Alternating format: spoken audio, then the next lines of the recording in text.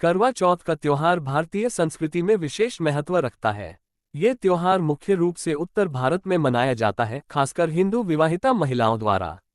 ये दिन खासतौर पर पति की लंबी उम्र और सुख समृद्धि की कामना के लिए रखा जाता है। इसकी परंपरा सदियों से चली आ रही है और इसके पीछे कई रोचक कहानियां हैं। एक प्राचीन कथा के अनुसार करवा चौथ का संबंध राजा और रानी की एक दास्तान से है।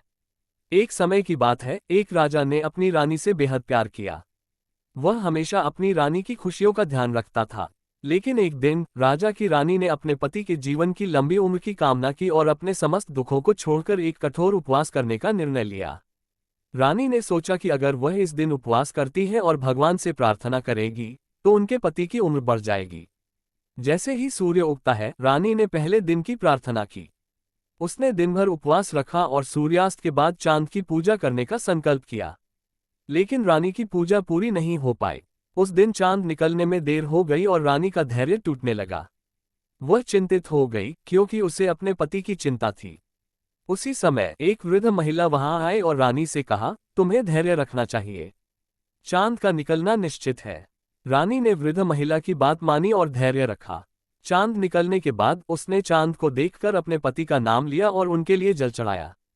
इस प्रार्थना से राजा की उम्र बढ़ी और वह लंबे समय तक जीवित रहे।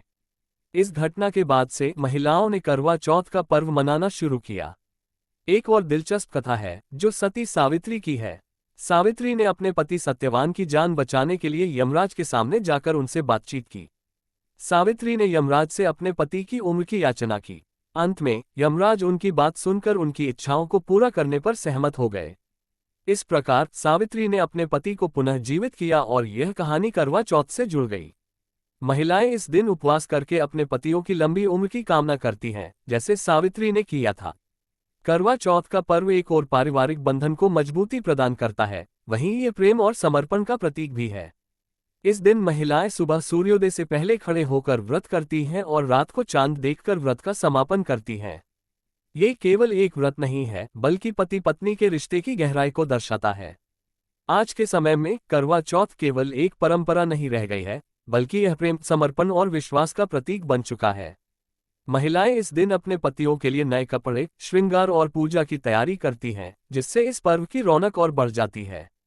करवा चौथ का त्योहार न केवल विवाहित महिलाओं के लिए, बल्कि सभी के लिए प्रेम और संबंधों का महत्व समझाने वाला दिन है।